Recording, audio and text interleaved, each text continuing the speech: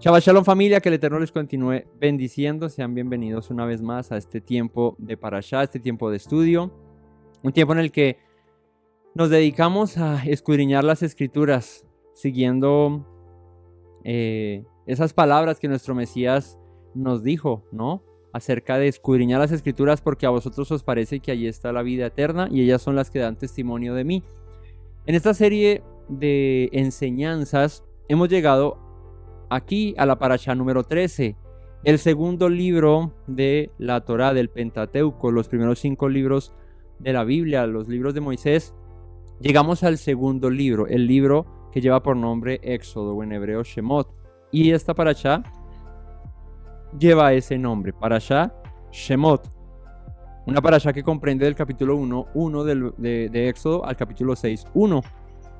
Esta Parashá, en esta serie de estudios que hemos titulado Yeshua, un tesoro entre versos, estamos descubriendo, o más bien redescubriendo, en las Escrituras el testimonio de Yeshua, escrito por Moisés, por los profetas, indagando un poco más acerca de lo que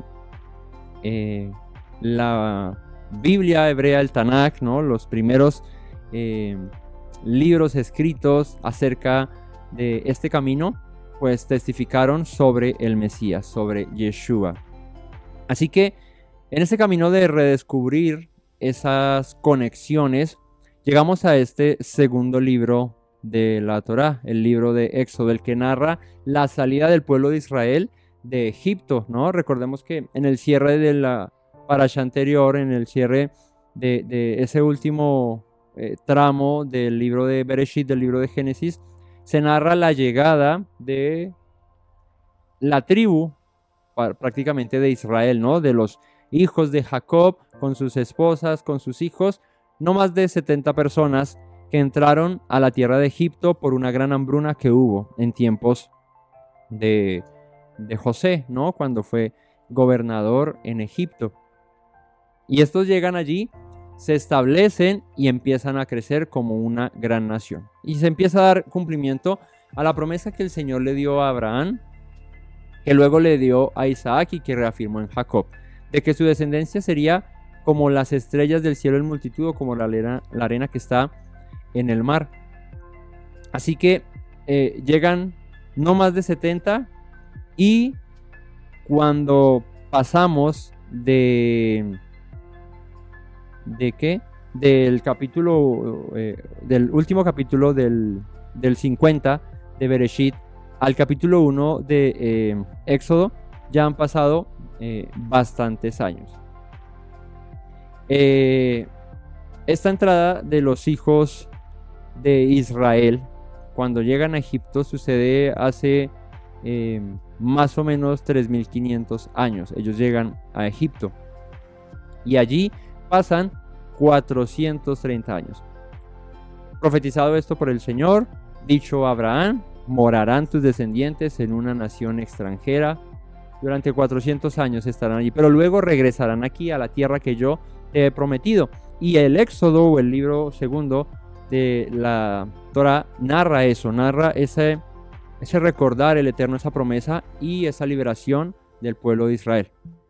Pero en esta ocasión no nos centraremos en eso, y por lo menos en esta primera parashá del libro de Shemot, sino que en esta primera parashá del libro de Shemot nos centraremos en el paralelismo, en la similitud y en lo que encontraremos sobre Moisés, que es el escogido por el Señor para rescatar al pueblo de Israel de la nación de Egipto, del pueblo de Egipto, y Yeshua, nuestro Mesías. Así que vamos a orar para dar inicio a la enseñanza del día de hoy, para disponernos y para aprender en esta mañana.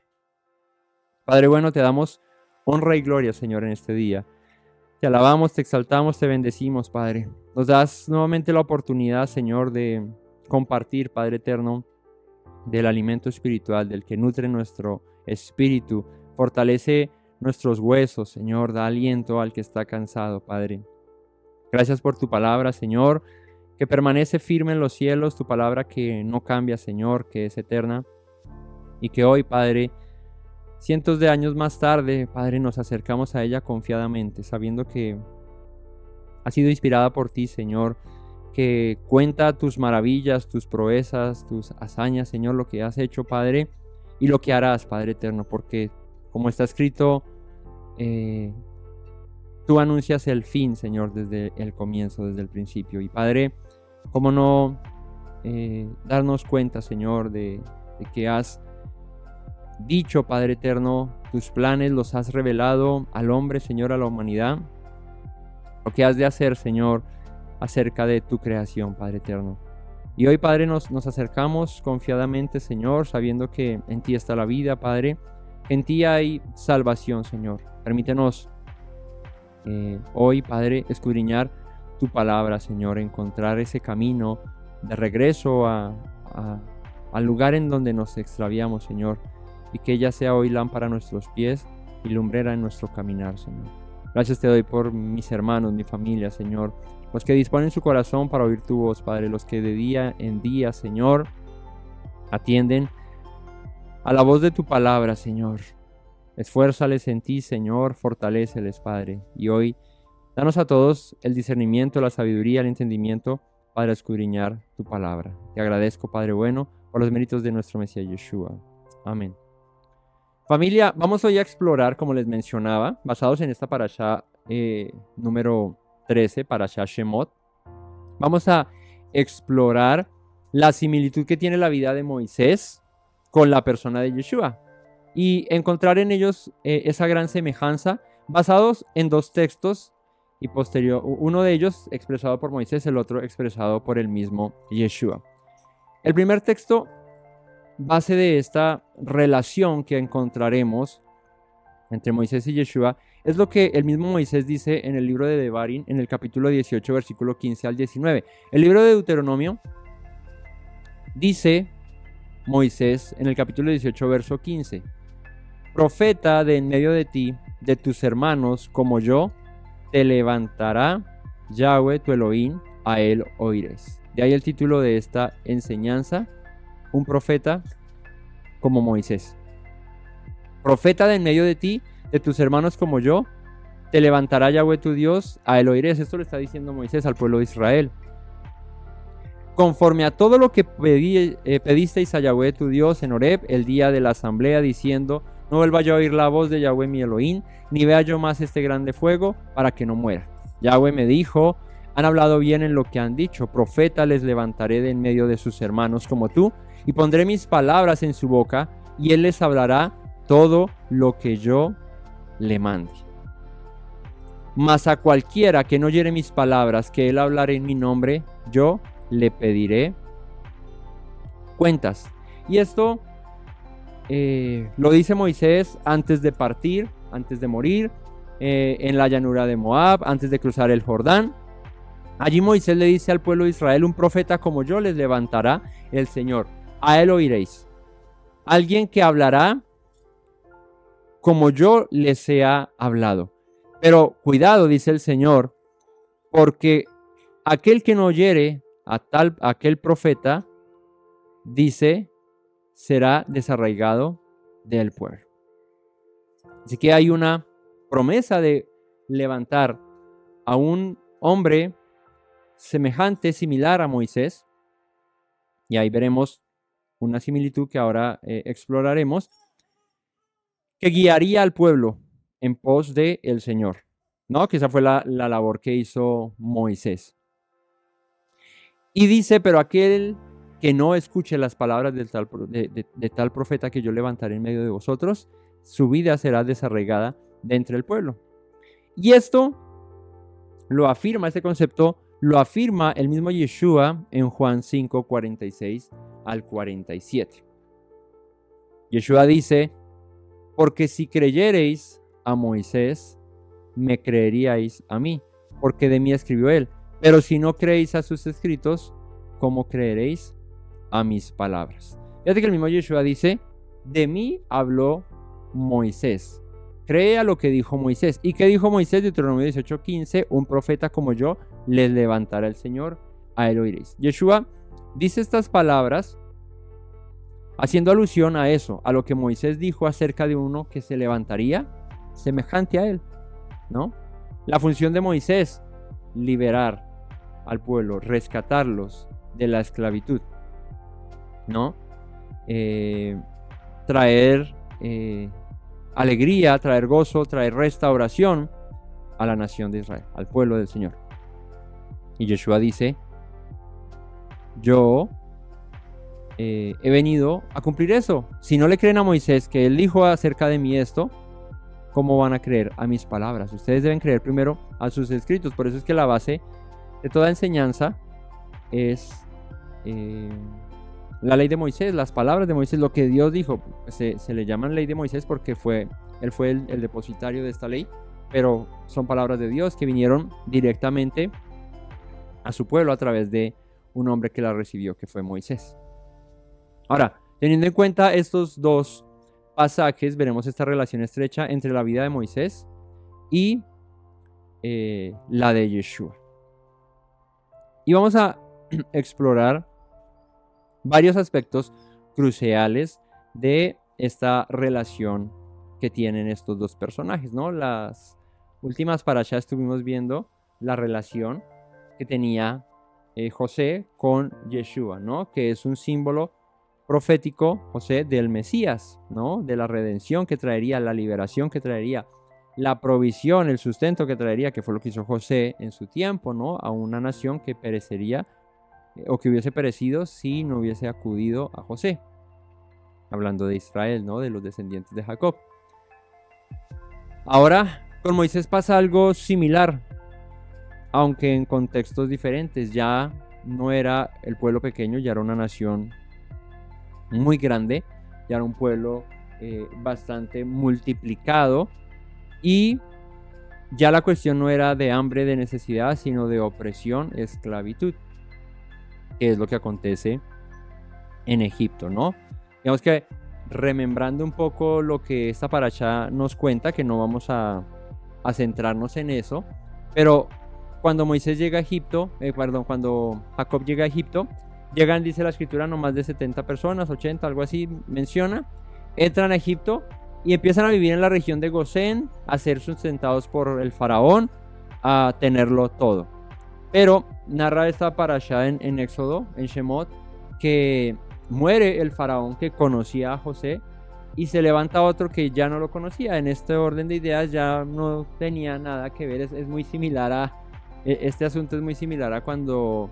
Ahora en el 1 de enero creo que hay cambio de alcaldías y de gobernaciones, ¿sí? Y si tú eras amigo del alcalde anterior y tenías algún puesto de pronto con el alcalde o con el gobernador anterior o con estos, y ya ese salió y no fue reelegido, entonces ¿qué pasa? Llega el nuevo alcalde y podríamos aplicar lo mismo. Se levantó uno que no conocía a los anteriores, y por lo general los nuevos alcaldes, los nuevos presidentes, las nuevas personas que suben al poder, pues nombran su nuevo gabinete, y a los que estaban, chaolín, ¿cierto? Bueno, algo similar pasó. José era el segundo después de Faraón. El pueblo había sido bendecido, el pueblo de Israel había sido bendecido por causa de que José estaba allí. Pero muere José y el pueblo sigue siendo bendecido, los hijos de Israel siguen siendo bendecidos, pero muere el faraón. Ya no se conocía la historia, ya se empezó más bien a desconocer lo que había sucedido, y llega uno nuevo que dice, ¿y estos qué son? Nosotros, ¿por qué tendríamos que mantener a estos hebreos? ¿Por qué tenemos que darles? Más bien, tengamos cuidado porque se están multiplicando, y al multiplicarse, estos puede que se levanten contra nosotros y nos esclavicen a nosotros. Es lo que acontece en esta narración. José fue el segundo después de Faraón, o sea, en autoridad, pero como dice mi cuñado en lo que narra la historia egipcia, no se menciona o no se tiene presente a un hebreo que haya gobernado y que haya hecho lo que hizo José, ¿sí? Se recuerdan y hay remembranza de los faraones y de los hechos de los faraones, pero no propiamente de lo que un hebreo llamado Yosef hizo. Entonces pasan casi 400 años cuando empieza a narrar esto de qué, de lo que pasa con Israel esclavizado, ¿no? Esclavizado no duró Israel los 430 años. Recordemos que ellos entran y empiezan a vivir en una región siendo provistos por el faraón y se mantienen así durante mucho tiempo. Pero es luego que muere el faraón que conocía a José, ¿no? Ya no estaba José, que ellos empiezan a ser esclavizados. Y de ahí en adelante empieza a correr ese tiempo de esclavitud, ¿verdad?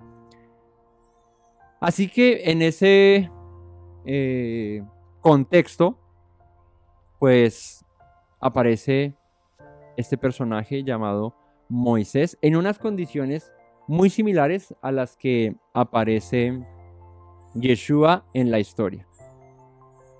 Y aquí veremos la primera relación que encontramos entre estos dos.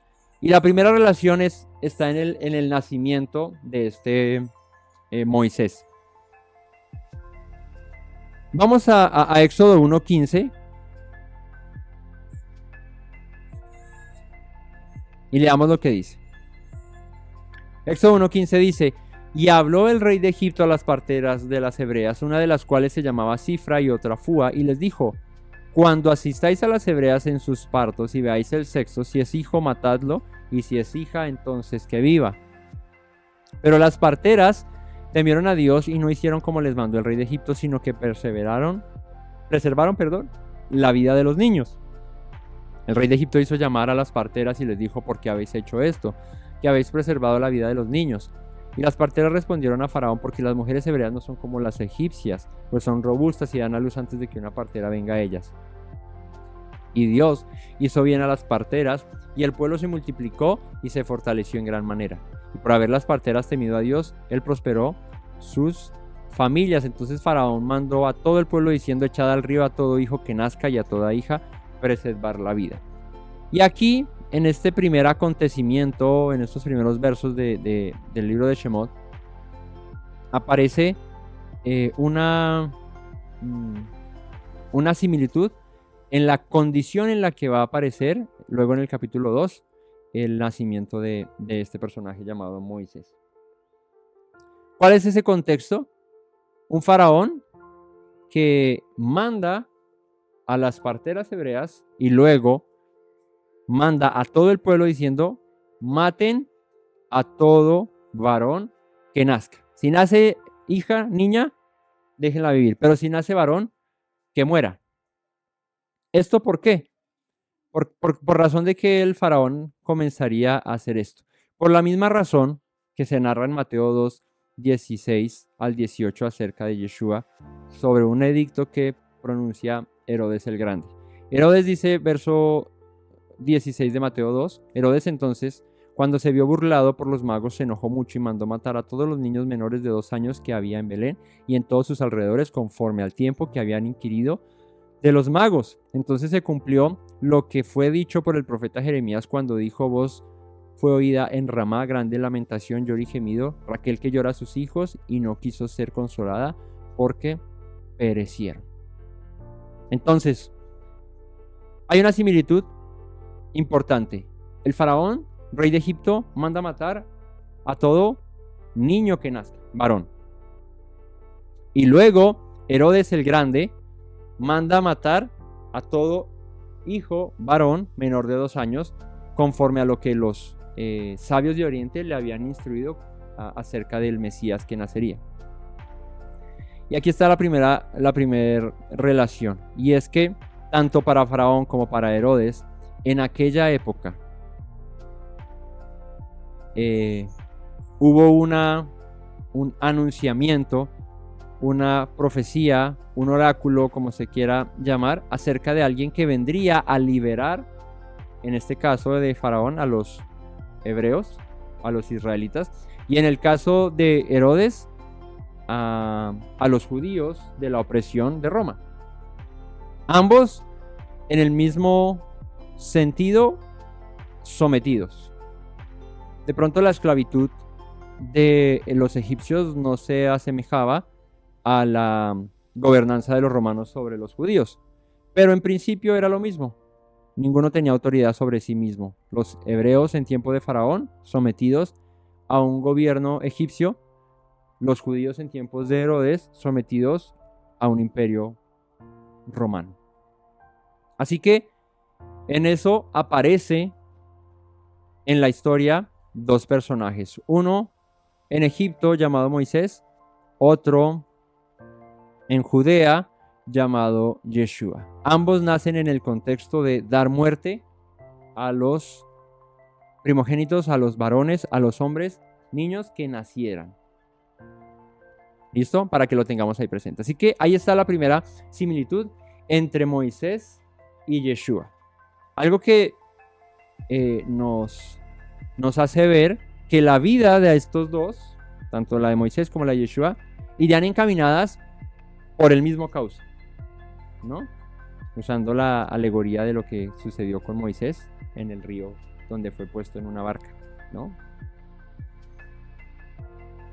Ahí está la primera similitud, en el nacimiento. Ahora, luego del nacimiento de Moisés y luego del nacimiento de Yeshua, hay un asunto relevante para destacar. La salvación en ese nacimiento. El contexto era muerte a los varones que nacieran. En ambos sucedió, ¿no? Ahora, para ambos hubo salvación en ese de ese edicto que se dio por medio de Faraón y por medio de Herodes, ¿no? Dos imperios que en la época eran la mayor fortaleza del mundo, ¿no? Los egipcios en su época, los romanos a su tiempo.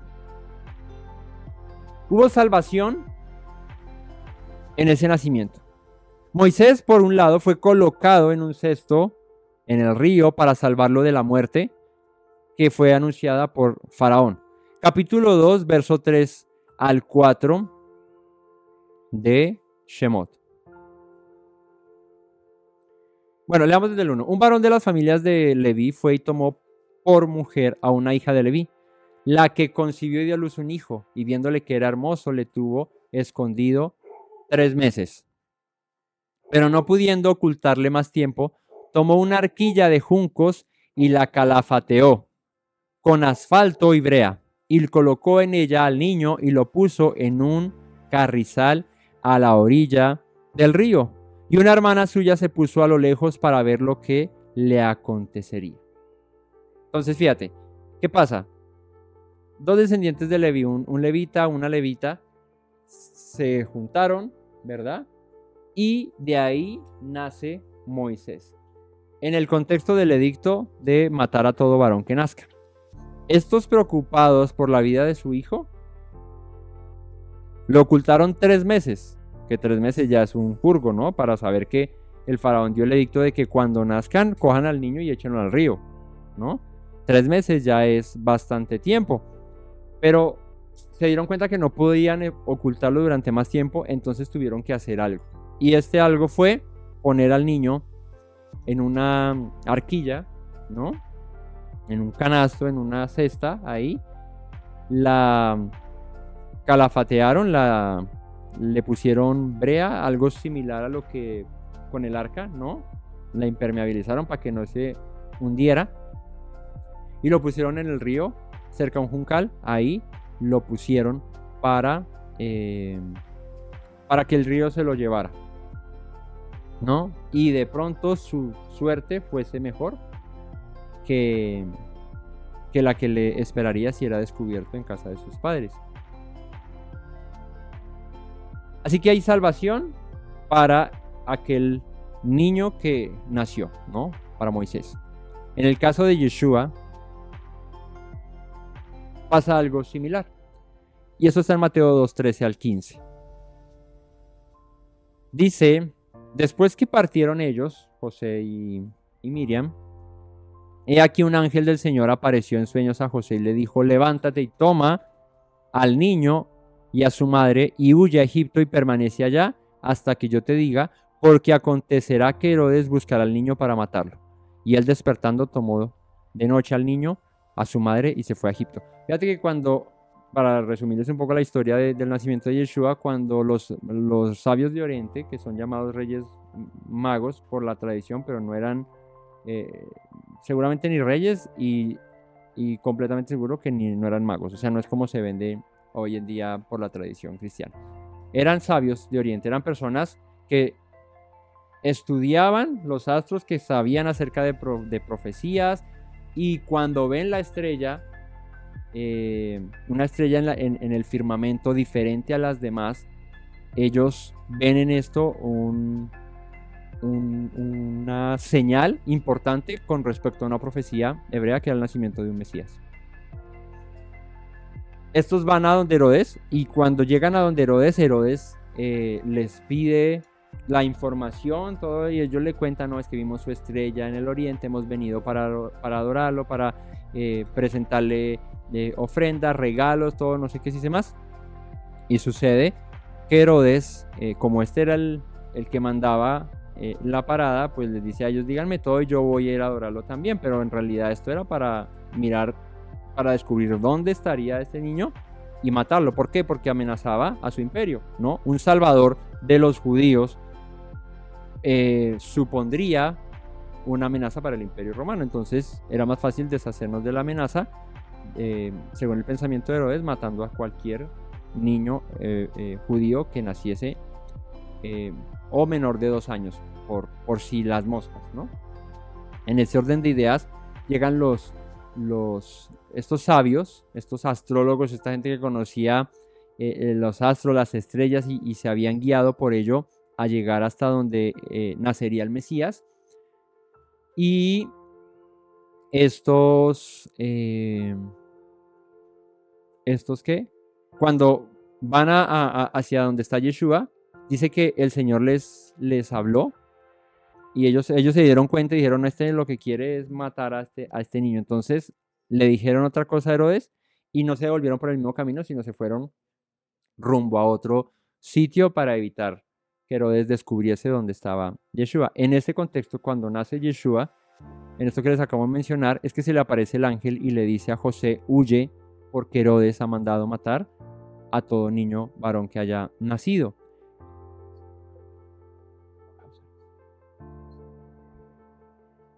Entonces, para hacer una aclaración con respecto al término magos que se ha usado en Mateo 2:16 acerca de estos hombres que vinieron. Dos. Primero, está magos en plural. No dice que fueran Melchor, Gaspar y Baltasar. En ningún lado menciona eso, ¿no? La tradición cristiana pone a un blanco, a un negro y a un mestizo, ¿sí? Como diciendo: estos tres fueron los que llevaron incienso, mirra y oro, ¿no? Lo deducen por lo que le presentan a Yeshua, que son incienso, mirra y oro.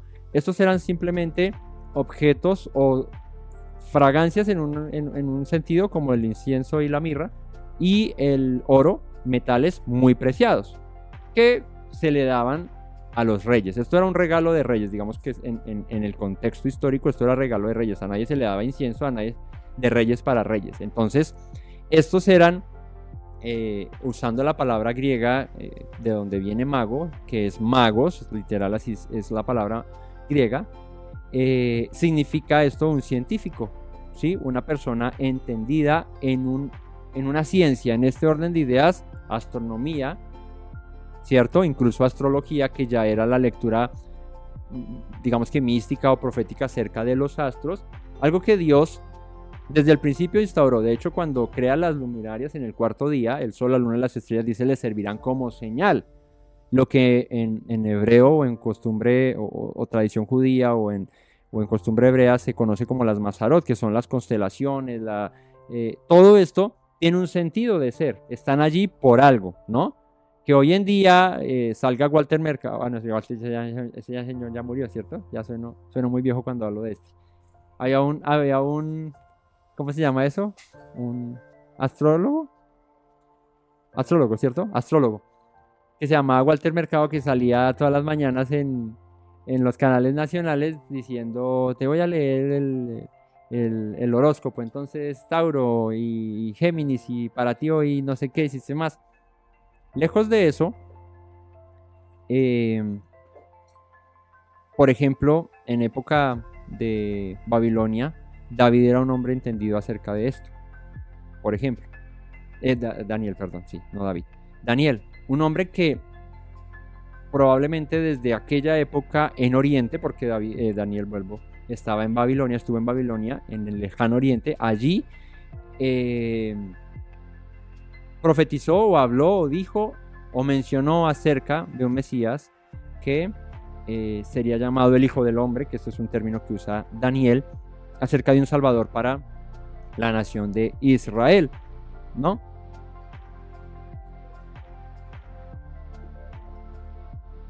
Exacto.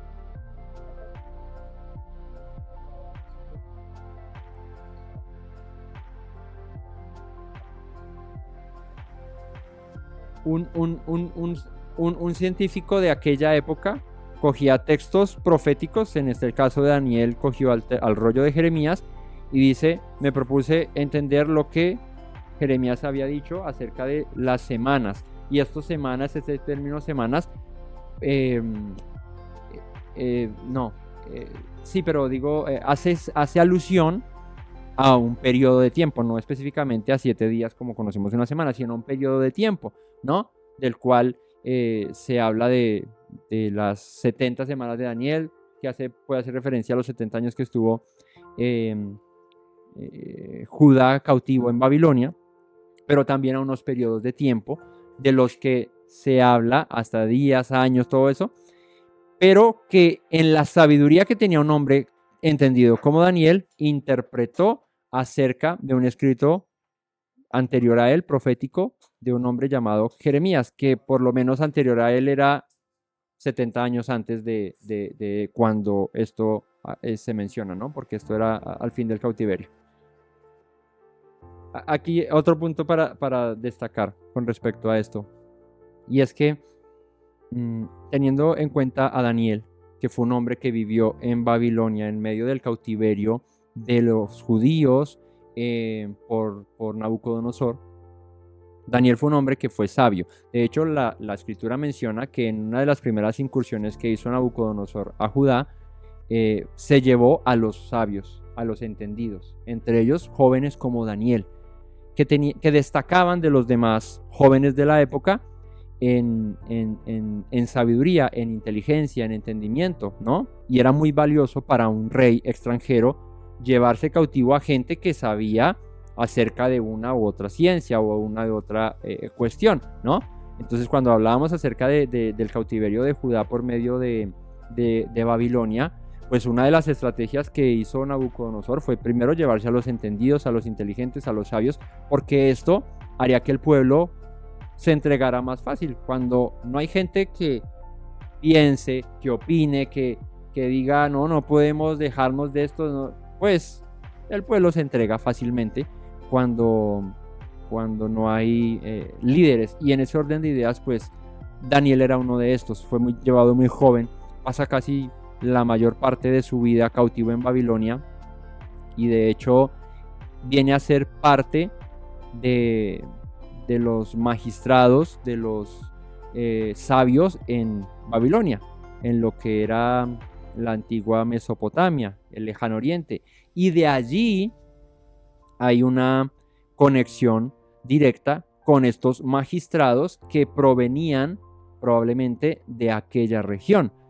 Y ahí está la conexión interesante en que por qué estos vendrían a Judea en tiempos de Yeshua, ¿no? Ya mucho tiempo después de Daniel, vendrían a Judea persiguiendo una estrella que habían visto en el firmamento, que para ellos se asemejaba o tenía relación con los escritos, ojo aquí, babilónicos de Daniel. Esto es una particularidad que tiene el libro de Daniel. Daniel escribió el libro estando en Babilonia. Es un escrito en ese orden de ideas babilónico, y era es entendido por la Biblia hebrea, es entendido por la fe judía como un libro que hace parte del canon bíblico, pero tiene la particularidad de haber sido escrito en una nación extranjera y por un hombre que, siendo judío, vivió en medio de una nación pagana o extranjera, llamada esta Babilonia. Así que parte de la, si se quiere, literatura babilónica, parte de la cultura babilónica también estaba entre ellos los escritos de Daniel. ¿Sí? Entonces, digamos que esto para tenerlo ahí un poquito en el tintero, porque esto nos alumbra un poco más acerca de estos sabios de Oriente, magistrados científicos de Oriente, que vendrían persiguiendo una estrella que anunciaba el nacimiento de un Mesías prometido a los judíos, dicho por Daniel interpretando al profeta Jeremías, ¿no? Ninguno hablando de su propia opinión, ni por los frijoles que se habían comido la noche anterior, sino que uno citando al otro. Daniel lo hace citando a Jeremías, ¿no? Un profeta que fue llamado por el Señor a anunciar acerca de este Mesías que vendría. Entonces es así, digamos que atando cabos, llegan estos magistrados de Oriente ante Herodes, preguntando: ¿y dónde está el Mesías? Un título que se le daría a uno que vendría a liberar al pueblo judío de la época, ¿no? Ya en tiempos de Herodes era la región de Judea y eran judíos los que habitaban allí. Entonces, dicho esto, es así que es preservada la vida de Yeshua como es preservada la vida de Moisés, en medio de la amenaza de muerte de varones recién nacidos, para evitar que el imperio cayese en los egipcios y en los romanos a su debido tiempo. Un paralelismo que, a pesar de la distancia en tiempo, Dios se encargó de que se mantuviese ese tinte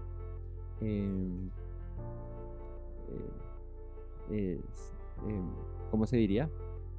Ese tinte hollywoodesco, de película, de repetición de lo que había acontecido con Moisés siendo salvado y preservado, y de Yeshua, para así hallar una conexión en lo mismo que dijo Moisés: uno como yo les levantará el Señor.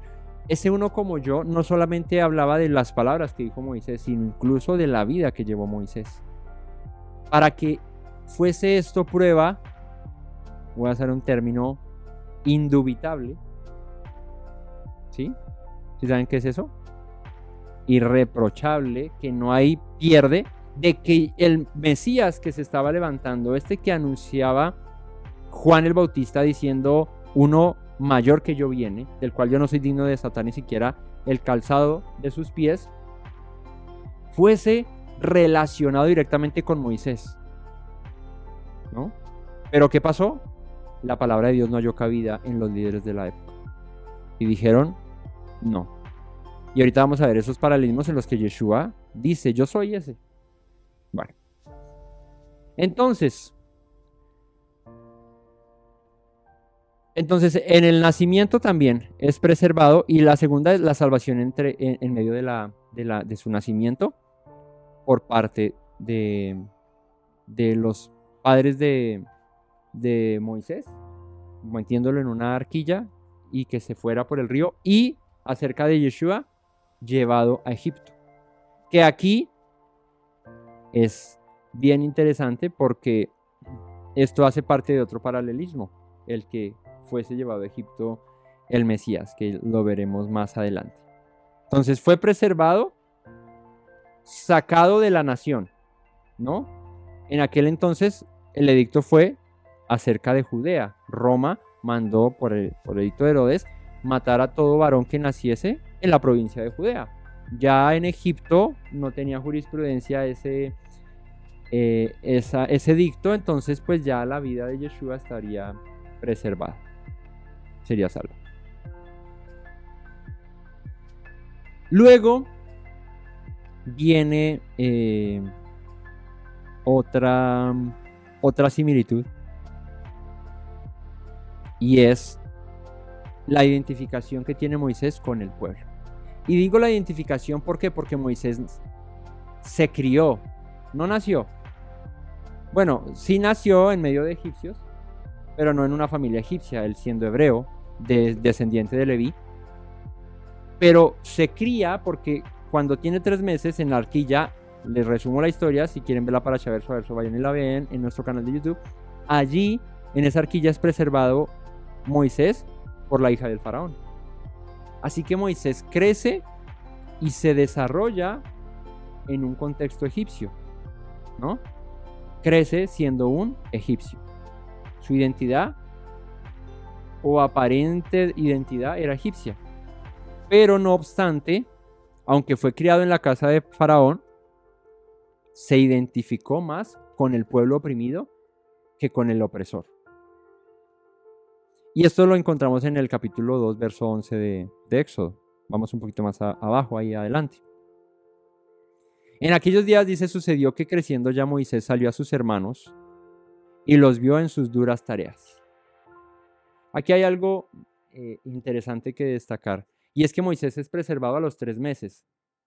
Es como si a mi hija la quitaran de mi casa, ¿cierto? De sus padres, pero que pasado un tiempo, cuando ya creciera y tuviese este grado de conciencia, de entendimiento acerca de las cosas, una edad ya de pronto más madura, 18 o 20 años, esto no se sintiera identificada con la familia que la crió, sino diga, yo me siento identificado más bien con aquella familia, ¿sí? En este caso, digamos, nosotros. Es algo similar a lo que le pasa a Moisés. Moisés crece siendo un egipcio. A los 3 años, ¿qué grado de conciencia tiene un niño de si es egipcio, hebreo, colombiano, peruano, rolo o huilense? Ninguno, ¿cierto? Mi hija es de sus padres son rolos, pero nació en el Huila. Ella ahorita identifica eso, no lo identifica y no le importa, y no tiene ningún sentido que le dé valor a eso. De pronto más adelante dirá, no, mis papás son rolos, pero yo nací y me crié en el Huila. En ese orden de ideas, ¿qué? Es rola. Bueno, en aquellos días sucedió que creciendo ya Moisés salió a sus hermanos. Y no tengo nada en contra de los del Huila, ¿no? Porque dirán, ay, no, qué tan regionalista. No. Dice, salió a sus hermanos y los vio en sus duras tareas y observó a un egipcio que golpeaba a uno de los hebreos, sus hermanos.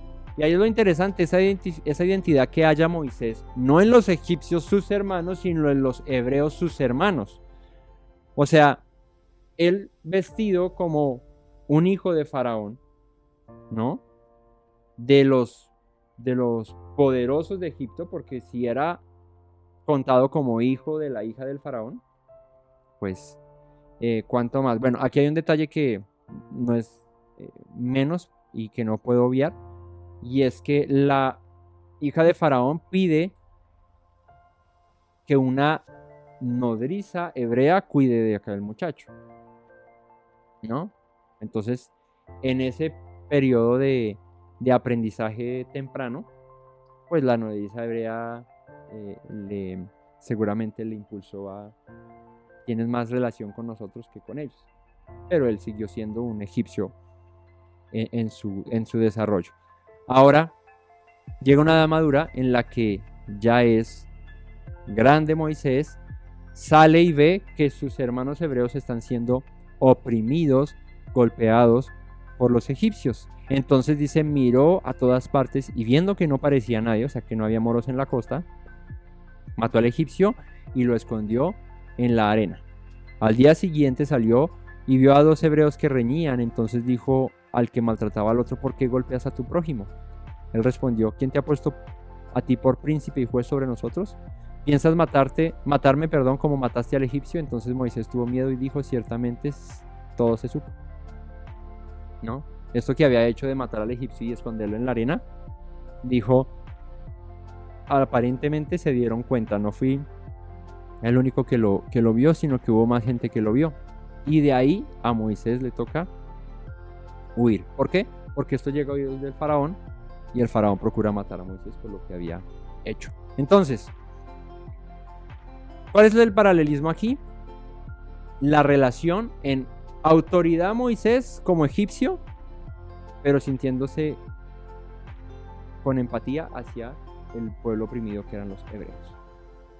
Entonces, en una posición, digamos que sublime, porque Faraón era en la época ¿qué?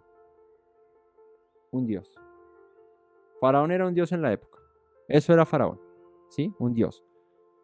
Como en sus proporciones seguramente lo era Nabucodonosor o lo era Herodes. Estos eran los emperadores, los faraones o los reyes en su época para su pueblo. Prácticamente un dios.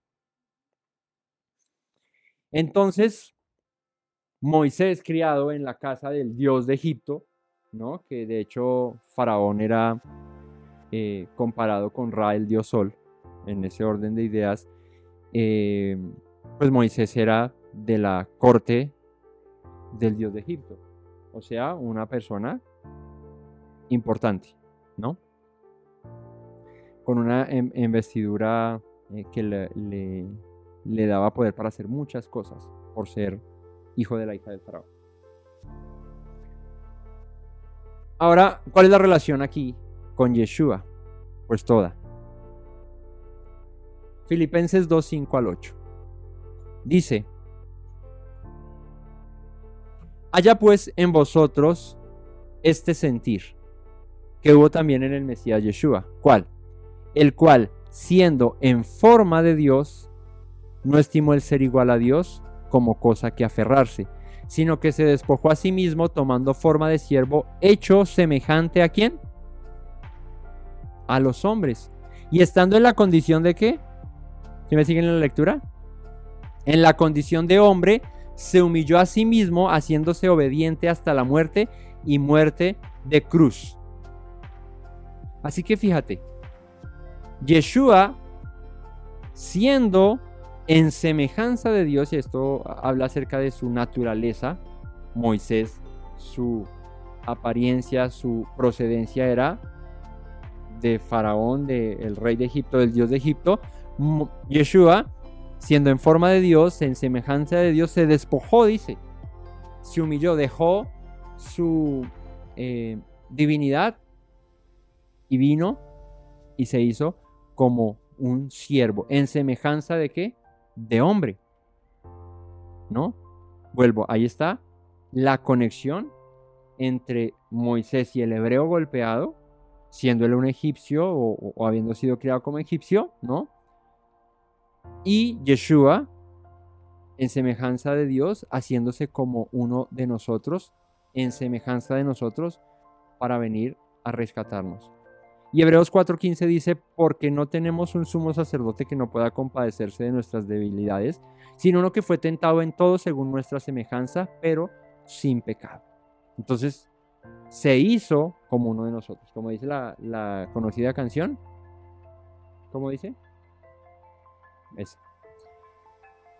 Se hizo como uno de nosotros, se despojó de sí mismo, tomó forma de siervo, entregó su vida, ¿cierto? Así que esa identidad con el pueblo la tuvo Moisés y la tuvo Yeshua. Esa empatía de Padre, prepárame cuerpo y iré a ellos para rescatarlos, para salvarlos. Moisés no podía haber rescatado al pueblo de Israel siendo un egipcio. Debió hacerse como un hebreo. Y es por eso que luego de ayudarle al hebreo que estaban golpeando y pues en eso termina matando a un egipcio, le toca huir, ¿no? Le toca huir para preservar su vida. Pero es como hebreo o como israelita que regresa para rescatar a aquel pueblo. Cuando Moisés huye, cuarto paralelismo, vamos en 3, ¿cierto? 4. Cuando Moisés huye, ¿a dónde huye? al desierto, a la región de Madián. Allí huye Moisés. ¿Y cuánto tiempo pasa Moisés antes de regresar, cuando huye de Egipto para regresar nuevamente a Egipto a salvar a su pueblo? ¿Por qué hace esa cara? Hechos 7:30. Hechos 7:30 dice: pasados 40 años, un ángel se le apareció en el desierto del monte Sinaí en la llama de fuego de una zarza, y entonces Moisés, maravillado, se maravilló de la visión, mirando, se maravilló de la visión, y acercándose para observar, vino a él la voz del Señor, diciendo: yo soy el Dios de tus padres, el Dios de Abraham, de Isaac y de Jacob. Y Moisés, temblando, no se atrevía a mirar. ¿Cuánto tiempo pasó entre que salió de Egipto y regresó siendo llamado? 40 años. Aquí hay un paralelismo con Yeshua. ¿Cuál? Yeshua no estuvo 40 años, pero sí estuvo 40 días en el desierto. Yeshua pasó 40 días siendo probado para ser aprobado como Mesías. ¿Saben por qué fue necesario que Moisés fuese al desierto durante 40 años? ¿Saben cuántos años vivió Moisés en Egipto siendo como egipcio? Las cuentas son fáciles. A ver, pensemos un poquito. ¿Cuántos años duró Moisés viviendo en Egipto siendo como un egipcio? Las cuentas son fáciles. ¿Cuántos años vivió Moisés? ¿No? 120 años vivió Moisés. ¿Cuántos años pasó siendo un egipcio? 40. ¿Cuántos años pasó desaprendiendo ser un egipcio para ser un hebreo y liberar a sus hermanos? 40 en el desierto. ¿Y cuántos años conduciendo al pueblo por el desierto? 40. Esos fueron los 120 años que vivió Moisés. Así que el número 40 se ve reflejado en Yeshua cuando sale al desierto a ser probado durante 40 días, ¿no? Mateo 4, el 1 al 11, acompáñenme ahí. Leamos lo que dice. Dice: entonces Yeshua fue llevado por el Espíritu al desierto para ser tentado por el diablo. Y después de haber ayunado 40 días y 40 noches tuvo hambre. Y vino a él el tentador y le dijo: si eres hijo de Dios, di que estas piedras se conviertan en pan. Él respondió y dijo: escrito está, no solo de pan vivirá el hombre, sino de toda palabra que sale de la boca de Dios. Entonces el diablo le llevó a la ciudad santa y le puso sobre el pináculo del templo y le dijo: si eres el hijo de Dios, échate abajo, porque escrito está, a sus ángeles mandará cerca de ti, y en sus manos te sostendrán para que tu pie no tropiece en piedra. Yeshua dijo: escrito está también, no tentarás al Señor tu Dios. Otra vez le llevó el diablo a un monte muy alto y le mostró todos los reinos del mundo y la gloria de ellos, y le dijo: todo esto te daré si postrado me adorares. Entonces Yeshua le respondió: vete, Satanás, porque escrito está, al Señor tu Dios adorarás y a él solo servirás. Y entonces Satanás se le dejó, y aquí vinieron ángeles y le servían. Durante esos 40 días que pasó, al final de este periodo, se le presenta el tentador, dice acá, para probarle. 3 pruebas que pasa Yeshua, ¿no? Ya las mencionamos aquí en la lectura. Moisés le pasa algo similar. Durante los 40 años que está fuera, lo hace para ser aprobado como aquel que podría rescatar al pueblo de Israel de la esclavitud de Egipto. Él no podría regresar como un egipcio, él tendría que regresar como un hebreo, conociendo con esto al Dios de los hebreos. Como dice en Hechos 7:30, pasados 40 años, el Señor se le presentó a Moisés y le dijo: yo soy el Dios de tus padres, de Abraham, Isaac y Jacob. Ya desaprendiste, ya no eres un egipcio, ¿cierto? Porque es como cuando tú naces en una nación, te crías allí, pero luego te vas a otra y duras la misma cantidad de tiempo. Lo más probable es que tus costumbres, ¿cierto? Y muchas cosas las empiezas a perder, ¿no?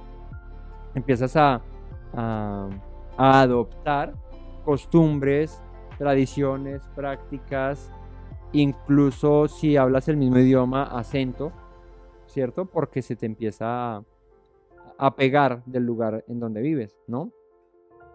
Pues al Rolo le pasa eso mucho, ¿no? Un rolo se va a vivir a la costa y en un año ya está, ay, ¿tú qué? ¿Sí? Se va a vivir a Medellín, ¿cierto? Y ya está hablando así como arrastrado, así como estás, así, ¿no? El rolo, ¿no? Eh, y empieza a perder eso, ¿no? Pero todos los que están de afuera que van a Bogotá siguen hablando igual. El costeño habla costeño, el paisa habla paisa, el del valle, el del caleño habla caleño, mira, ve, oíste, ve, sí, así hablan. Pero el rolo se va a cualquier lado y así se le prende, porque nuestro acento es más neutro, aunque el costeño dice, no, ustedes también lo tienen cantadito, ¿no? ¿Cuál cantadito? Los rolos hablamos plano, ¿sí? No, ¿cierto? Bueno, sí, según, ¿no? Porque hay rolo el que ya, ay, uy, sí, madre, entonces sí es que ese no, ¿no? Entonces, a Moisés le pasó, duró 40 años aprendiendo a ser un egipcio, 40 años desaprendiendo a ser un egipcio para ser un hebreo, para ser un israelita, un descendiente de Abraham, de Isaac y de Jacob. Por eso cuando en Hechos se narra, esto lo narra Esteban, ¿sí? Dice que se le presenta al Señor y le recuerda, o más bien, sí le recuerda o le afirma, le dice, tú eres un descendiente de Abraham, de Isaac y de Jacob, tú no eres un egipcio, tú eres un hebreo. Y te he escogido para que traigas liberación a tu pueblo. Lo mismo le pasa a Yeshua. Luego de esos 40 días en el desierto y ser probado, es que Yeshua arranca su ministerio. ¿Para qué? Para traer liberación al mundo, no solo a su pueblo, al mundo. Ambos tuvieron, siguiente relación, ambos tuvieron un llamado especial, un llamado diferente a cualquier otro que pudo haber sido llamado por el Señor. Moisés fue llamado para liberar a los israelitas de Egipto de la esclavitud, y esto está en Éxodo 3, 1 al 10. Esto hace parte de esta parashá. Acompáñenme ahí al capítulo 3. Apacentando Moisés las ovejas de Yetro, su suegro, sacerdote de Madián, llevó las ovejas a través del desierto y llegó hasta Horeb, el monte de Dios. Este es el mismo Sinaí. Se le apareció el ángel de Yahweh en una llama de fuego en medio de una zarza, y él miró y vio que la zarza ardía en fuego y la zarza no se consumía. Entonces Moisés dijo, iré yo ahora y veré esta grande visión. ¿Por qué causa la zarza no se quema? Viendo Yahweh que él iba a ver, lo llamó Elohim de en medio de la zarza y le dijo, Moisés, Moisés, y él respondió, heme aquí. Y dijo, no te acerques, quita el calzado de tus pies, porque aquí el lugar en el que estás, tierra santa es. Y dijo, yo soy el Dios de tu padre, el Dios de Abraham, de Isaac y de Jacob. Entonces Moisés cubrió su rostro porque tuvo miedo de mirar a Dios. Dijo luego Yahweh, bien he visto la aflicción de mi pueblo que está en Egipto y he oído el clamor a causa de sus exactores, pues he conocido sus angustias y he descendido para liberarlos de la mano de los egipcios y sacarlos de aquella tierra a una tierra buena y ancha, a tierra que fluye leche y miel, a los lugares del cananeo, del eteo, del amorreo, fereceo, heveo, jebuseo. El clamor pues de los hijos de Israel ha venido delante de mí y también he visto la opresión que los egipcios, con que los egipcios lo oprimen. Ve por tanto ahora y te enviaré a Faraón para que saques de Egipto a mi pueblo, los hijos de Israel. Así que el llamado de Moisés fue especial. ¿Qué tuvo de especial? Pues apacentando las ovejas de su suegro, resulta en el monte Horeb, que es el mismo Sinaí, el monte de Dios, y de allí el Señor lo llama diferente a todos. El Señor, bien ingenioso, dijo, me le presento en una zarza. Una zarza, para los que no saben qué es una zarza, es un chamizo, es un palo seco ahí de ramas que no florece, que no tiene hojas, que nada. Y ahí ardía en fuego la zarza, pero la particularidad que tenía esta zarza era que no se quemaba, no se consumía, que es lo más normal, que un chamizo le prendas fuego y se queme. Y de allí se le presenta, le dice, yo soy el Dios de tus padres, de Abraham, Isaac y de Jacob, te he llamado para liberar a mi pueblo. Yeshua fue enviado en una misión similar, pero en mayores proporciones, ¿no? Mateo 1:21 dice, el ángel le dice a María, dará a luz un hijo y llamará su nombre Yeshua, porque él, ¿qué? Salvará a su pueblo, ¿de qué? De sus pecados. Un llamamiento similar, pero en mayores proporciones. Y Lucas 4, 18 al 19, Yeshua mismo dice, el Espíritu del Señor está sobre mí, por cuanto me ha ungido para dar buenas nuevas a los pobres. Estoy citando el libro de Isaías. Me ha enviado a sanar a los quebrantados de corazón, a pregonar libertad a los cautivos, vista a los ciegos, a poner en libertad a los oprimidos, a predicar el año agradable del Señor. Así que Yeshua vino en esa misión especial, en ese llamamiento especial de rescatar a el perdido, al extraviado, al que está en cadenas, en cárceles, similar a lo que le estaba pasando al pueblo de Israel en Egipto, ¿no? Un pueblo oprimido, ¿verdad? Por una nación extranjera, gobernado por un rey extranjero. Ahora, en ese llamamiento de Moisés, vemos una relación especial e interesante con Yeshua. Y es cuando el Señor le dice quién es el que le está llamando y el nombre de aquel que le está llamando, para que cuando se presentase Moisés ante los hebreos, ante los israelitas, les dijera quién fue el Dios que lo mandó a rescatarlos. Éxodo 3:13 al 14. Dijo Moisés a Dios: He aquí que llego yo a los hijos de Israel y les digo, el Dios de vuestros padres me ha enviado a vosotros, y ellos me preguntan cuál es su nombre, ¿qué les responderé? Versículo 14, y respondió Dios a Moisés, y le dijo, yo soy el que soy. Ayer Eshereye, ¿no? Y dijo, así dirás a los hijos de Israel, yo soy, Ohaya, me envió a vosotros. Además dijo Dios a Moisés, así dirás a los hijos de Israel, Yahweh, el Dios de vuestros padres, el Dios de Abraham, de Isaac y de Jacob, me ha enviado a vosotros. Este es mi nombre para siempre, con el que se me recordará por todos los siglos. Y aquí, ¿cuál es la relación que hay? Cuando el Señor se le presenta a Moisés, le dice, yo soy el que soy, que en hebreo es Ayer Eshereye, significa yo seré el que seré, que es lo que se traduce, lo que se escribe como, o se conoce como el tetragramatón, las cuatro letras del nombre sagrado, el Yud, Hei, Vav, Hei, las 4 letras hebreas que significan esto. La misma existencia se le presentó a Moisés, el yo soy, el que es. Y aquí Yeshua hace unas declaraciones con respecto a su identidad divina usando esta misma expresión, el yo soy. Y veamos varias citas. Juan 8:24. Dice Yeshua, por eso os dije que moriréis en vuestros pecados, porque si no creéis, y atento a la palabra que dice, si no creéis que yo soy, en vuestros pecados moriréis. Aquí aparece la expresión yo soy. Veamos otra, 8:58 del mismo Juan.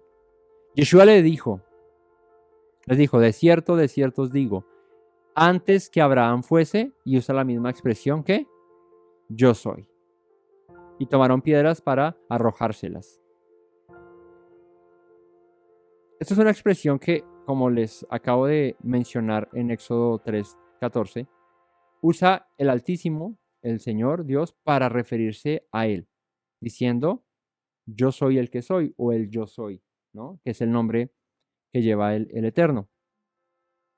Yeshua lo usa en su persona, diciendo, antes de que Abraham fuese, yo soy. Y ellos toman piedras para apedrearle. ¿Por qué? Porque esto es un término, esto es una expresión, esto es una palabra que solo se le atribuye al Eterno. La misma existencia, ¿no? El verbo hayá, existir, se le atribuye a Dios. Juan 10:30, yo y el Padre, dice Yeshua, uno somos.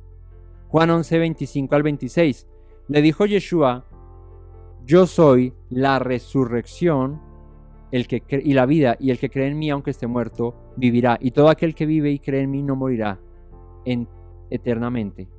¿Crees esto? Así que vemos en estos pasajes esa afirmación y esa relación con el Dios que se le estaba presentando a Moisés, ¿no? En la zarza, ese ángel del Eterno que habló en la zarza, pero que también estaba allí el Eterno hablando desde la misma zarza. Yeshua se atribuye a sí mismo este título, el yo soy. Yeshua dice en el 14:6 de Juan, Yeshua le dijo, yo soy el camino, la verdad y la vida. Nadie viene al Padre sino por mí. Si me conocieseis, también a mi Padre conoceríais, y desde ahora le conocéis y le habéis visto.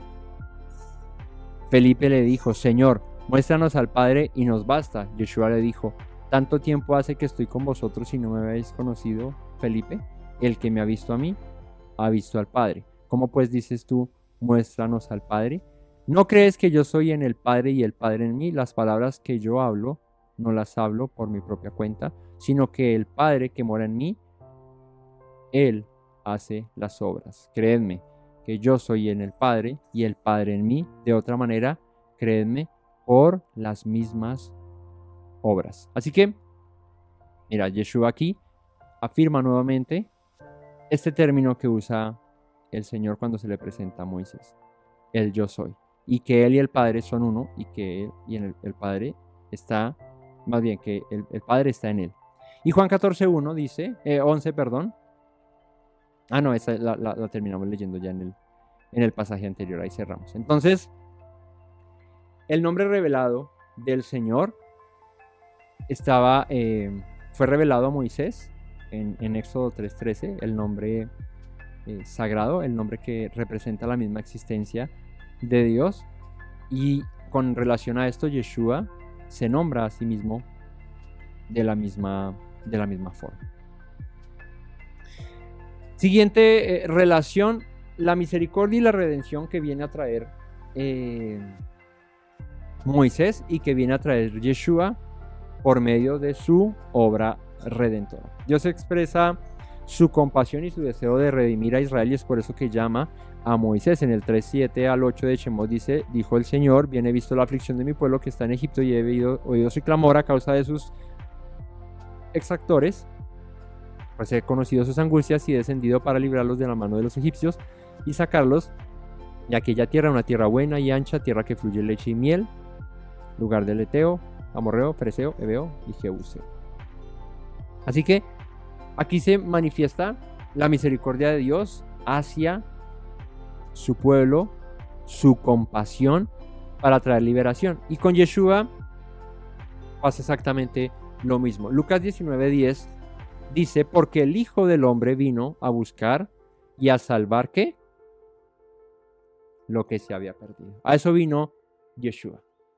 A salvar, a buscar lo que se ha perdido. Mateo 9:13, id pues y aprended lo que significa misericordia quiero y no sacrificio, porque no he venido a llamar a justos, sino ¿a qué?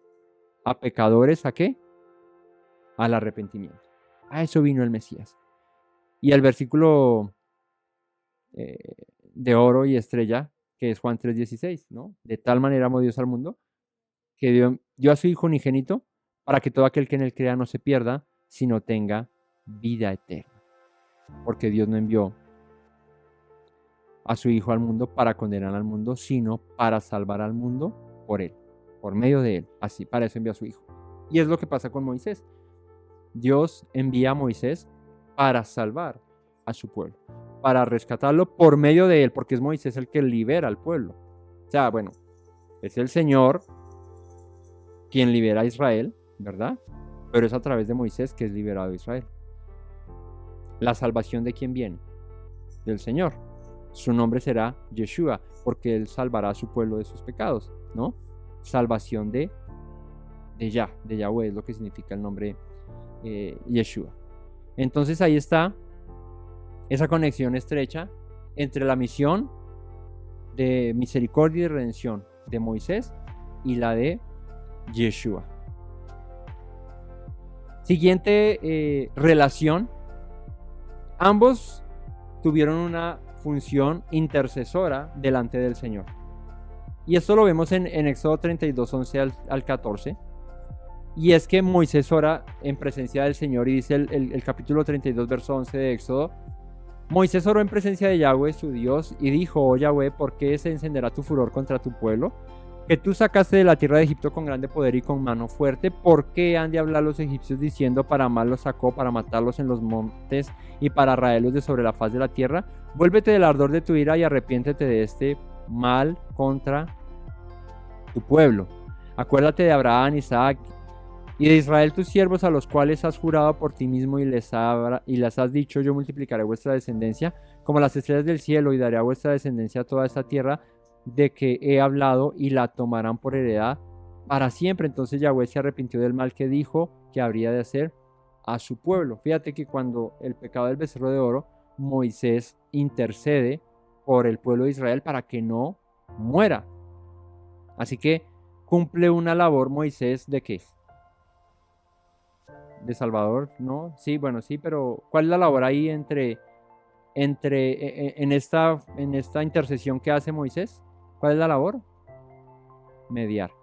Mediar entre un juicio que Dios quiere enviar hacia una nación que ha hecho lo malo, pero aparece Moisés y se pone en medio y le dice: no, Señor, no arranques a tu pueblo de raíz, no lo acabes. Incluso dice Moisés: rae mi nombre, arranca mi nombre de tu libro, quítalo de ahí. Y Moisés y el Señor le dicen: no vas a morir tú, el que peque, ese es el que va a morir, ¿verdad?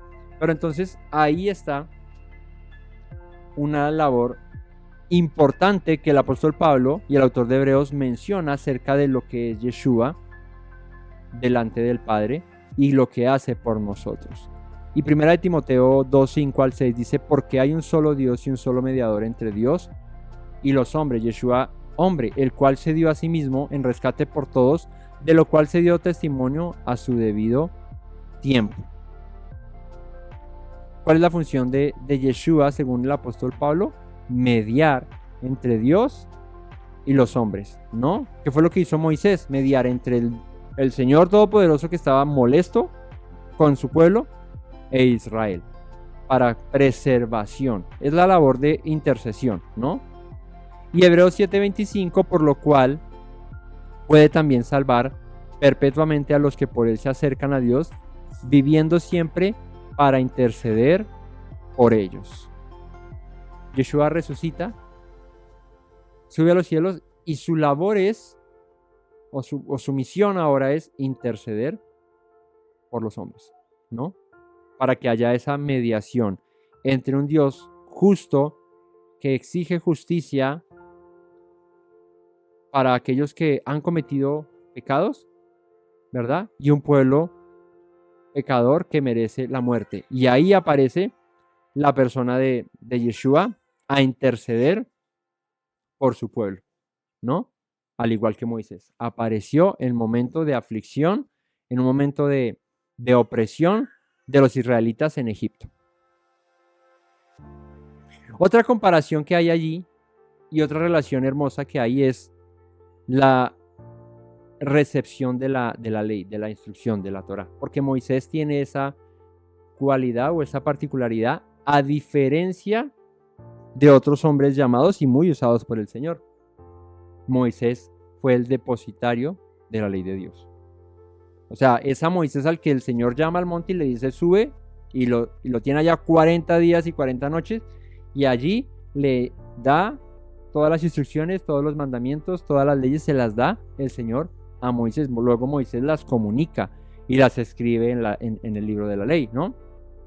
Así que Moisés recibe las tablas en el monte Sinaí, le transmite la ley a los israelitas y les dice a ellos en Éxodo 19, 3 al 6: Moisés subió al monte, lo llamó desde el monte el Señor, diciendo: así dirás a la casa de Jacob y a los hijos de Israel: vosotros visteis lo que he hecho a los egipcios, y cómo os tomé sobre alas de águilas y os he traído a mí.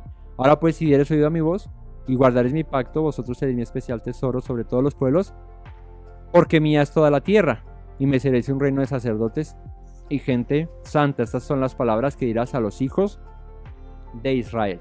Aquí el Señor le dice a Moisés: te voy a entregar la ley, dile al pueblo que se prepare, porque si ellos oyen mi voz y guardan este pacto que les voy a dar, ellos van a ser mi especial tesoro entre todos los pueblos. Así que la función de Moisés no solo trascendió en traer liberación física a una nación oprimida por egipcios, en este caso los israelitas, sino también otra liberación. ¿Cuál sería la segunda liberación que vino a traer Moisés al pueblo de Israel? No, sí, por eso, la de Egipto fue una. ¿Y cuál es la otra liberación que viene a traer Moisés? La del pecado, ¿no? ¿Han escuchado ese dicho famoso de un prócer de la historia nuestra? Las armas nos darán la independencia, pero las leyes nos darán ¿qué? La libertad. ¿Quién dijo eso? Un prócer de la historia colombiana. ¿Sí? Santander dijo: las armas nos darán la independencia, pero las leyes nos darán la libertad. Moisés liberó al pueblo de dos maneras: de la opresión y la esclavitud de los egipcios, y de la esclavitud del pecado, que traía como consecuencia la muerte. Da la ley hace libre, ¿no? Si permanecen en mis palabras, serán verdaderamente mis discípulos, conocerán la verdad, y la verdad los hará libres. Tu palabra es la verdad, la ley es la verdad. La ley libera, más que oprimir, libera, ¿no? Porque nos pone en perspectiva límites que no podemos transgredir para evitar pasar por encima del prójimo, pasar por encima del otro, ¿no? Eso es lo que hace la ley. La ley te protege y te da muchos derechos, pero también te exige cosas para que tú no, te demanda para que tú no pases por encima de los derechos de los demás. Así que de dos formas libera Moisés al pueblo: de la esclavitud egipcia y de sus pecados, dando la ley. Ahora, Yeshua habla acerca de esto, siendo en la misma Torah viviente, como Juan 1:1 dice, que en el principio era el verbo era con Dios y el verbo era Dios, hablando acerca de la ley, de la palabra de Dios, del mismo Yeshua que se hizo carne. Y en Mateo 5, 17, 20 menciona Yeshua: no penséis que he venido a abrogar la ley ni los profetas. O sea, lo que dijo Moisés ni lo que dijeron los profetas, que era la repetición de lo que dijo Moisés. No he venido para abrogar, o sea, para desintegrar, eliminar, acabar. No he venido para eso, sino que he venido ¿para qué? Para cumplirla. Mateo 5, 17 al 20. Porque de cierto os digo que hasta que pasen el cielo y la tierra, ni una jota ni una tilde pasarán de la ley hasta que todo se haya cumplido. De manera que cualquiera, dice acá, que quebrante uno de estos mandamientos muy pequeños y así enseña a los hombres, muy pequeño será llamado en el reino de los cielos. Mas cualquiera que los haga y los enseñe, este será llamado grande en el reino de los cielos. Porque os digo que si vuestra justicia no fuere mayor que la de los escribas y fariseos, no entraréis en el reino de los cielos. Así que Yeshua dice: yo no he venido a quitar, ni a desintegrar, ni a eliminar la ley. He venido es para cumplirla. Pues él, siendo la misma palabra de Dios, la misma ley, pues cómo podría quitarla o cambiarla o desintegrarla, ¿no? Así que Moisés recibe la ley, hace libre al pueblo. Yeshua dice: permanezcan en mis palabras, lo que les enseño, y sean verdaderamente libres. Hay otra similitud, otra relación entre estos dos, entre Moisés y Yeshua, y es en parte de los milagros que hizo Moisés o las señales que hizo Moisés. Una de las señales que hizo Moisés o de los milagros que realizó fue dar a beber al pueblo de Israel agua de una roca, ¿no? Recordamos que en 2 ocasiones, una vez la golpea y la otra, una vez le habla, perdón, y en la otra que le dice que le hable, perdón. En la primera le dice Dios que golpee y la golpea, y en la segunda que le dice que le hable, se le salta la piedra y también la golpea, ¿no? Pero en 2 ocasiones Moisés provee al pueblo agua de una roca. Vuelvo y insisto, esto lo hace Dios, pero a través de Moisés, ¿no?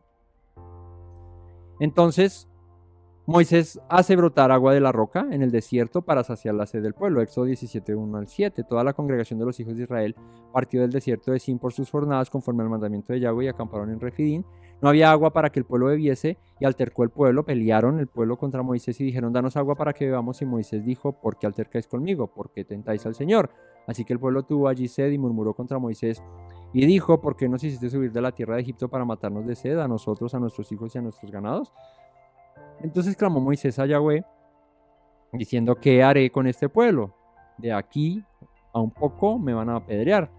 Yahweh le dijo a Moisés, pasa delante del pueblo, toma contigo a los ancianos de Israel, toma también con tu mano la vara que te di, golpea con la que golpeaste el río y ve. He aquí que yo estaré delante de ti, allí sobre la peña en Horeb, y golpearás la peña y saldrá de ellas agua. Beberá el pueblo, y Moisés lo hizo así en presencia de los ancianos de Israel. Y llamó el nombre de aquel lugar Mashá y Meriba por la rencilla de los hijos de Israel y porque tentaron a Yahweh, diciendo, ¿está Yahweh entre vosotros o no? Así que Moisés provee de agua, un agua para saciar una sed que vuelve y aparece, ¿no? Porque el pueblo vuelve y tiene sed más adelante. Y como uno cuando tiene sed, toma agua y al rato, a la hora, al tiempo, vuelve a tener sed, ¿no? Pero Yeshua se identifica a sí mismo como la fuente de agua viva que satisface una sed que es mayor que la física, y es esa sed espiritual que tiene el hombre de Dios. Juan 4:14 dice Yeshua, mas el que bebiere del agua que yo le daré no tendrá sed jamás, sino que el agua que yo le daré será en él una fuente de agua que salte para vida eterna. Esto se lo dice a la mujer samaritana en el pozo de Jacob. Ya mismo en Juan, pero en el capítulo 7, verso 37 al 39, en el último día y gran día de la fiesta, Yeshua se puso en pie y alzó la voz diciendo, si alguno tiene sed, venga a mí y beba. El que cree en mí, como dice la Escritura, de su interior correrán ríos de agua viva. Esto dijo el Espíritu que había de recibir los creyentes en él, pues aún no había venido el Espíritu porque Yeshua no había sido aún glorificado. Así que en una fiesta, en el último gran día de la fiesta de Sukkot, cuando las aguas se dejaban correr en el templo, Yeshua se levanta en medio de la congregación de Israel y dice, el que tenga sed, venga a mí y beba, porque como dice la Escritura, de su interior correrán ríos de agua viva. Así que en esta relación importante, el saciar la necesidad de un agua viva, de un agua que verdaderamente apague la sed que tiene el hombre. Moisés lo hace representando esto que haría luego Yeshua, tipificando esto en Yeshua, pero Yeshua viene a hacerlo con un agua de vida eterna, un agua que sacia verdaderamente la sed de aquel que está sediento. También ambos proveyeron milagrosamente de alimento al pueblo, ¿no? Moisés en el desierto, Éxodo 16, 14 y 15, cuando el rocío cesó de descender aquí sobre la faz del desierto, una cosa menuda, redonda, menuda como una escarcha sobre la tierra. Viéndolo los hijos de Israel, se dijeron unos a otros, ¿qué es esto? Porque no sabían qué era. Entonces Moisés les dijo, esto es el pan que Yahweh os da para comer, el llamado maná, el conocido maná. Un pueblo con hambre, no solamente con sed, sino que también con hambre. Y es provisto de alimento por Moisés. un alimento que desciende del cielo, ¿no? Un alimento salido de los hornos del cielo, ¿no? De los hornos celestiales al pueblo de Israel en medio del desierto. Allí les da ese alimento, pan del cielo. Yeshua alimenta a hombres y mujeres y niños con pocos panes y pocos peces, como está en Mateo 14:13, ¿sí? O en Juan 6:15. Pero también se llama a sí mismo ese pan que descendió del cielo, haciendo alusión a el maná que desciende del cielo para alimentar a un pueblo hambriento en medio del desierto. Y en torno a Yeshua, él mismo, ese pan que alimentó al pueblo de Israel en el desierto, se hizo carne y vino para alimentar a aquellos que hambrientos y sedientos estamos por su favor y por su misericordia. Y una última relación, de muchas que hay más, pero para efectos de esta enseñanza, y es la aprobación de aquel llamado por el Señor, en el caso de Moisés y en el caso de Yeshua. Una aprobación que venía directamente de Dios para afirmar que estos eran escogidos por Dios para cumplir esa misión. En Éxodo 34, 29 al 35 se menciona a Moisés bajando del monte Sinaí con las tablas de la ley en sus manos y con el rostro resplandeciendo, porque la gloria del Señor estaba en Moisés. Dice el verso 30 de Éxodo 34, Aarón y todos los hijos de Israel miraron a Moisés y aquí la piel de su rostro era resplandeciente. Tuvieron miedo de acercarse a él, entonces Moisés los llamó a Aarón y a todos los príncipes de la congregación. Volvieron a él y Moisés les habló. Después se acercaron todos los hijos de Israel, a los cuales mandó todo lo que Yahweh les había dicho en el monte Sinai. Cuando acabó Moisés de hablar con ellos, puso un velo sobre su rostro. Cuando venía Moisés delante de Yahweh para hablar con él, se quitaba el velo hasta que salía, y saliendo se lo volvía a poner, porque su rostro resplandecía. La gloria del Señor, la presencia del Señor, se manifestaba en la vida de Moisés. Con Yeshua hay una situación un tanto similar y acontece en el monte llamado de la transfiguración, donde él se presenta junto con Moisés y con Elías, pero luego estos dos desaparecen. Eso está en Mateo 17, 1 al 9.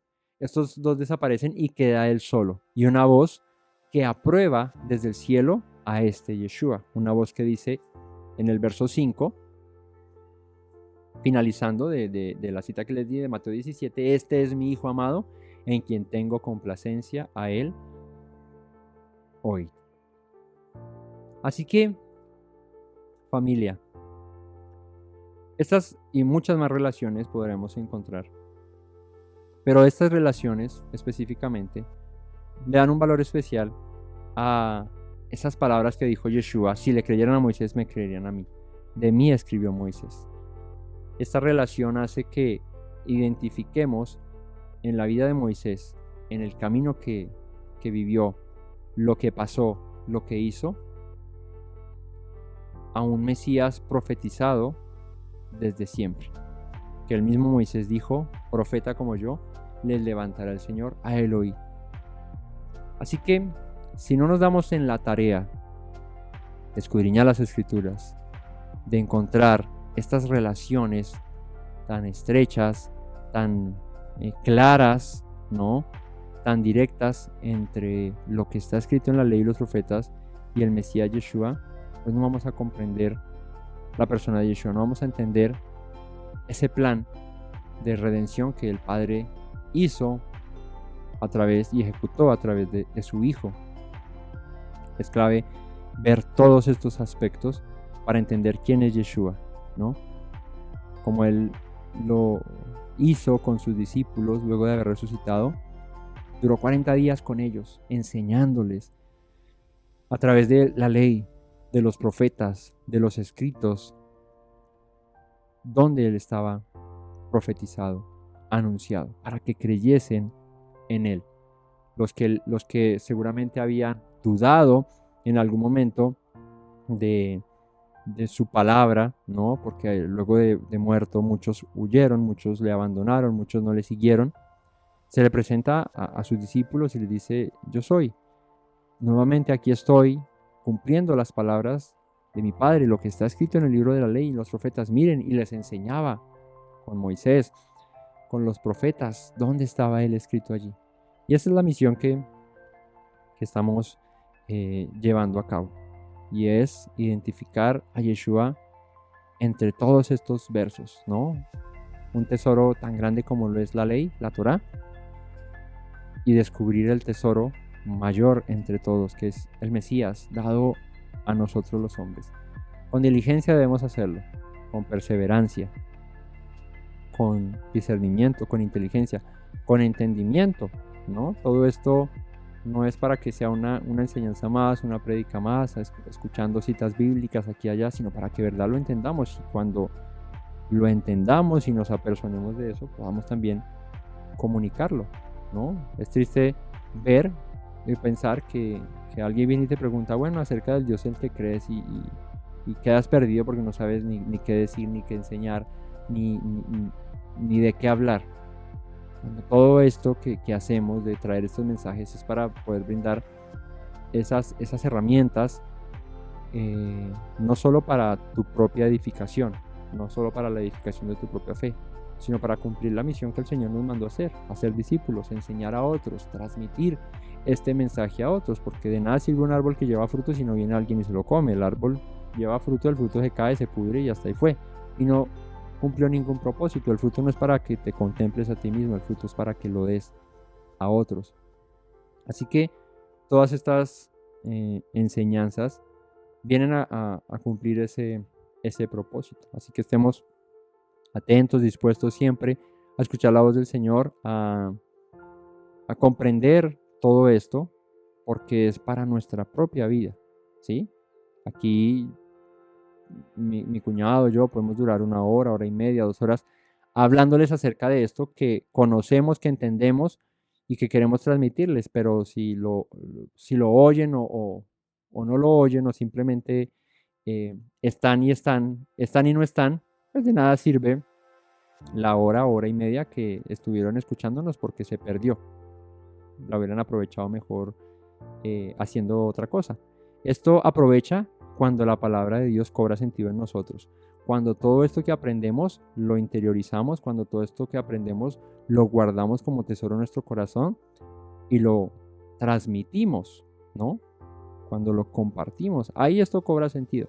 De resto, pues se convierte en una religión más en la que asistes, y ya con eso asumes y crees que estás cumpliendo, ¿no? No se trata de cumplir 1 hora, hora y media sentados frente a una pantalla viendo o oyendo una enseñanza en vivo. Se trata de que todo esto verdaderamente trascienda nuestros corazones, llegue, aprendamos, ¿no? Yeshua dijo, si le creyeran a Moisés, es que no lo dijo yo, no lo dije yo, perdón. Lo dijo él, si le creyeran a Moisés me creerían a mí. Y bueno, listo, ¿y qué dijo Moisés acerca del Mesías? No, pues no sé, la verdad, no, quién sabe qué. No, pues todo esto es para que lo aprendamos y sepamos que Moisés habló acerca del Mesías, que en los profetas está lleno acerca del Mesías, y que la fe que nosotros predicamos, la fe que nosotros creemos, tiene fundamento, es verdadera, ¿sí? Se puede demostrar, se puede enseñar, se puede transmitir. Lo demás, como cualquier otra religión, pasa desapercibida.